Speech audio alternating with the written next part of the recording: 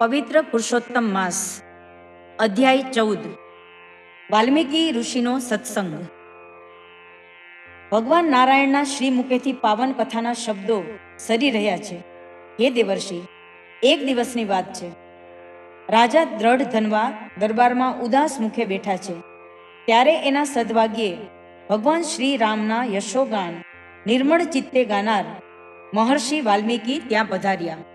રાજા દ્રઢધન્વાએ તત્કાળ ઉઠીને આસન આપ્યું, પ્રણામ સ્તુતિ કર્યા, ચરણ કમળ ધોઈને પૂજા કરી। રાજા દ્રઢધન્વાના આવા સેવાભાવથી પ્રસન્ન થયેલા મહર્ષિ વાલ્મીકીએ પૂછ્યું, રાજન, એવી તે કઈ ચિંતાએ તમને ઘેરી લીધા છે કે તમારા મુખમંડળ પર ઘેરી ઉદાસી દેખાઈ રહી છે? રાજા દ્રુઢધન્વા અત્યંત વિનયી અવાજે બોલ્યો, હે મહર્ષિ, મૃગયા રમવા ગયો ત્યારે અરણ્યમાં મેં એક પોપટ જોયો। એ દૈવી પોપટે મને એક શ્લોક કહી સંભળાવ્યો। આ શ્લોક સાંભળ્યા પછી મારી ઊંઘ વેરણ થઈ ગઈ છે, 32 ભોજન પણ પડવા લાગે છે। રાજા દ્રુઢધન્વાએ એ શ્લોક ઋષિને કહી સંભળાવ્યો, પછી આર્ત સ્વરે પ્રાર્થના કરી, હે ગુરુવર્ય, આપ મહાજ્ઞાની છો, આપ આ શ્લોકનું વિસ્તારથી વર્ણન કરી મારો શોક હરો। મને આ રાજ, આ સુખ વૈભવ, સંતાન સુખ મારા ક્યાં પુણ્ય બળે મળ્યું છે એ વિશે મને જણાવો, તો જ મારા હૈયામાં શાંતિ થાય। ઋષિ વાલ્મીકી તો ત્રિકાળ જ્ઞાની હતા। સમાધિમાં દ્રષ્ટિ કરતા ભૂત, ભવિષ્ય અને વર્તમાન જણાવી દેતા। મંદ મંદ સ્મિત કરતા મહર્ષિ બોલ્યા, હે ભક્ત, ગયા જન્મે તું દ્રાવિડ દેશનો બ્રાહ્મણ હતો, તારું નામ સુદેવ હતું। તું અત્યંત શ્રદ્ધાળુ, ધાર્મિક જીવન જીવનારો, પરમ સંતોષી જીવ હતો। તારી પત્ની પણ તારા પગલે પગલે ચાલનારી પવિત્ર સાધ્વી સ્ત્રી હતી। એ તને જ પરમેશ્વર માનીને દિવસ રાત તારી સેવામાં જ લીન રહેતી। લગ્નને ઘણો સમય વીતવા છતાં તમારા ઘરે પારણું ન બંધાયું, ત્યાંથી તમે બંને ચિંતા કરવા લાગ્યા। એક દિવસની વાત છે, પતિ પત્ની બંને એકાંતમાં બેઠા હતા, ત્યારે સુદેવ બોલ્યો, હે સતી, આપણે સર્વે વાતે સુખી છીએ, માત્ર એક દુઃખ છે, આપણે વાંજ્યા છીએ। સંતાન વગરનો સંસાર સ્મશાનવત છે।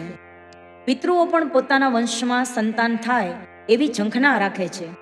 સંતાન વગરના વાંજ્યા માણસના દર્શન પણ અપશુકન ગણાય છે। હે સતી, મને તો આ જીવન ઝેર જેવું અકારું લાગે છે।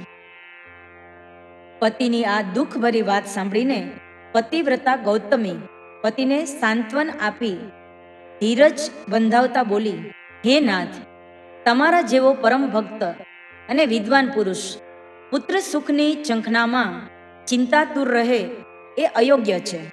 તમે સત્ય અને ધર્મના બળે સ્વર્ગ પ્રાપ્ત કરી શકવાને સમર્થ છો, છતાં પુત્ર સુખનો મોહ શા માટે? હે નાથ, તમે તો જાણો છો કે પૂર્વ ચિત્રકેતુ રાજાએ પુત્રનો અપાર મોહ સેવ્યો હતો। દેવર્ષિ નારદ અને અંગીરા મુનિએ એને જ્ઞાન આપીને સંસાર મુક્ત કરવાનો પ્રયાસ કર્યો હતો। દુષ્ટ પુત્રથી દુઃખી થઈ ગયેલા રાજા ચિત્રકેતુએ વનમાં ભટકીને આયુષ્ય પૂરું કરેલું। જો સદભાગ્યે સુપુત્ર સાંપડે તો 70 પેઢીનો ઉદ્ધાર કરે છે, પરંતુ કુપુત્ર જન્મે તો જીવન છે એનાથી પણ વધારે વિસ્મય બની જાય છે। માટે હે નાથ, સુપુત્રની આશા રાખીને શ્રી હરિને ભજતા રહો। શ્રી હરિ સમર્થ છે। કદમ ઋષિને એમની શ્રદ્ધાના બળે જ કપલી મુનિ જેવા સુપુત્રના પિતા બનવાનું સદભાગ્ય સાંપડ્યું હતું। પતિવ્રતા નારીના આવા પ્રેરણાદાયી વિચારો સાંભળીને સુદેવ એને લઈને નદી કિનારે ફર્યો। નદીમાં સ્નાન કરી શુદ્ધ થઈને એણે ઉગ્ર તપ આદર્યા। દર 5મા દિવસે એ આહારમાં માત્ર સૂકા પાંદડા લેતો। પૂરા 4 વર્ષ સુધી સુદેવે આવી ઉગ્ર તપશ્ચર્યા કરી, ત્યારે ભગવાન વિષ્ણુ પ્રસન્ન થયા અને ગરુડ પર બેસીને પધાર્યા। સાક્ષાત શ્રી હરિને પધારેલા જોઈને સુદેવે પ્રણામ કર્યા। એની આંખમાંથી દળદળ આંસુ વહેવા લાગ્યા। શ્રી પુરુષોત્તમ મહારાજની જય।